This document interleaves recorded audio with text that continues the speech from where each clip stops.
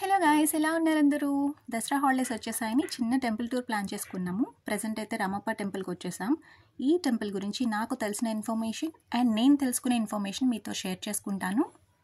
Video మొత్తం skip చేయకుండా చూడండి. అండ్ ఈ టెంపుల్ గురించి చెప్పాలంటే ఈ టెంపుల్ని కట్టింది కాకతీయ రాజుల టైంలో దీన్ని కట్టారనమాట. దీన్ని కట్టింది కాకతీయుల సేనాని అయిన రేచల రుద్రుడు. ఈ టెంపుల్ని కట్టడానికి నియర్లీ 40 years పట్టిందంట.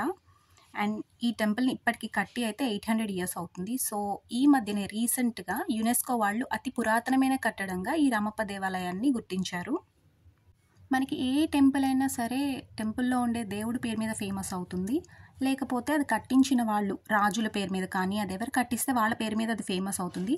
బట్ ఈ ఒక్క టెంపులే ఈ టెంపుల్ని చెక్కిన శిల్పి పేరు మీద ఫేమస్ అయిందనమాట. ఈ టెంపుల్ని చెక్కిన శిల్పి పేరే రామప్ప. ఈ టెంపుల్లో ఉన్న స్పెషాలిటీ ఏంటంటే ఇప్పుడు మీరు చూస్తున్నారు కదా గర్భాలయం, దీనికి యూజ్ చేసిన ఇటుకలన్నీ కూడా లైట్ వెయిట్ ఇటుకలు, వాటర్లో వేస్తే తేలుతాయంట. అదే దీని స్పెషాలిటీ. అండ్ ఆల్సో ఈ టెంపుల్ పునాది లేకుండా నిర్మించారని చెప్తున్నారు. మీకు అక్కడ కనిపిస్తుంది కదా ఒక సైడ్ చిన్న ఒక రూమ్ లాగా, అదేంటంటే ఒకప్పుడు అక్కడ వంట చేసేవారంట, వంటశాల. అది దేవుడికి నైవేద్యం అక్కడే వండి దేవుడికి నివేదన చేసేవారంట. ప్రెజెంట్ అయితే దాన్ని ఏమి యూజ్ చేయట్లేదు. నాకైతే ఈ టెంపుల్లో ఉన్న చిన్న చిన్నగా అసలు ఎలా చెక్కారో అప్పట్లో టెక్నాలజీ లేకుండా నేను చాలా ఆశ్చర్యపోయాను. ఇప్పుడు మీరు చూస్తున్నారు కదా లైన్గా ఎలిఫెంట్స్ ఉన్నాయి. ఆ ఎలిఫెంట్స్ ఒక్కదానిని పోలి ఇంకొకటి ఉండదు, ఒక్కొక్కటి ఒక్కొక్కలా ఉంటాయి అన్నమాట ఎలిఫెంట్స్. అండ్ మీరు ఇక్కడ చూస్తున్నారు కదా బ్లాక్ కలర్ ఐడల్స్, వీటిని మదనికలు అంటారంట. అండ్ ఇవి మనకి టెంపుల్ చుట్టూ 3 వేస్ ఉన్నాయి. 3 వేస్కి ఈ మదనికలు అనేవి 12 ఉన్నాయి. బట్ ఒకప్పుడు మొఘల్స్ దీని మీద దండయాత్ర చేసినప్పుడు మాలిక్ కాఫర్ ఇంకా తుగ్లక్ వీళ్ళు దండయాత్రలు చేసినప్పుడు ఈ చుట్టూ ఉన్న ఐడల్స్ మొత్తాన్ని కానీ లోపల కూడా చాలా వరకు ధ్వంసం చేశారనమాట. చాలా కొన్ని శిల్పాలే కరెక్ట్గా ఉన్నాయి. ఇప్పుడు మీరు చూసినప్పుడు స్టార్ షేప్లో ఒకటి కనిపిస్తుంది కదా, మనకి పైన నుంచి చూస్తే టెంపుల్ ఆ స్టార్ షేప్లోనే మనకి ఆ వ్యూ అనేది ఉంటుంది. సో దానికి సింబాలిక్గా అక్కడ స్టార్స్ అనేవి చెక్కారు. ఈ స్టార్స్ అనమాట ఈ షేప్లోనే మనకి పైనుంచి కనిపిస్తుంది. ఈ టెంపుల్ని కట్టడానికి ఎలిఫెంట్స్ని హెల్ప్ అంటే ఆ స్టోన్స్ తీసుకురావడానికి కానీ వాటిని యూస్ చేశారు కాబట్టి వాటికి గుర్తుగా అక్కడ ఎలిఫెంట్స్ అనేవి చెక్కారనమాట. టెంపుల్ చుట్టూ ఉంటాయి.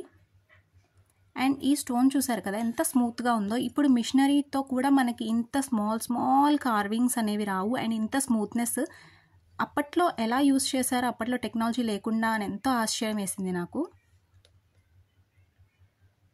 చూస్తున్నారు కదా ప్రతి ఒక్కటి కూడా చాలా నీట్గా, అసలు చాలా చాలా మైన్యూట్ కార్వింగ్స్ అనమాట. ఇది వచ్చేసి మనకి గర్భాలయం ఎదురుగా ఉన్న మండపం అనమాట. ఇది ఒకప్పుడు ఇక్కడ నాట్యం చేసేవారట, ఆ నాట్య మండపం ఇది.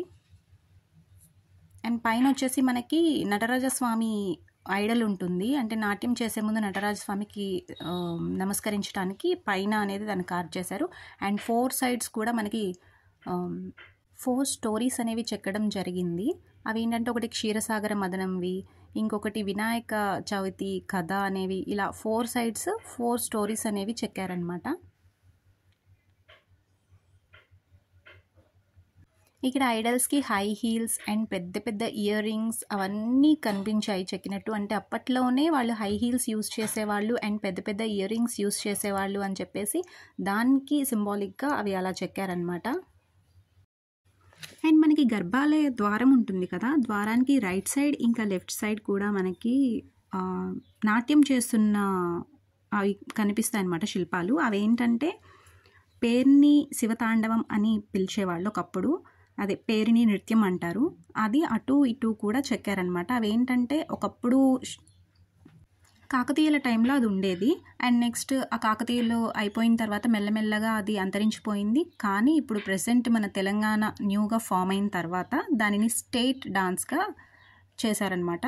సో మీరు చూస్తున్నారు కదా ఇది వచ్చేసి మనకి గర్భాలయ ద్వారం. పైన ఇంకా కింద కూడా మనకి దక్ష సంహారానికి సంబంధించినది అయితే చెక్కారు. అండ్ పైన మీకు చూస్తున్నట్టయితే ఇందాక చూసారు కదా బ్లాక్ కలర్లో ఒక హార్స్ పైన ఒక సైనికుడు, అండ్ పైన వచ్చేసి మనకి సింహం కనిపిస్తుంది. అదేంటంటే కాకతీయుల బిరుదు గజకేసరి అని, దానికి సింబాలిక్గా వాళ్ళు దాన్ని చూపించారనమాట అక్కడ. అండ్ ఇది వచ్చేసి బయట నంది. చూసారు కదా ఎంత చిన్నగా జ్యువెలరీ అనేది చక్కగా చెక్కారు.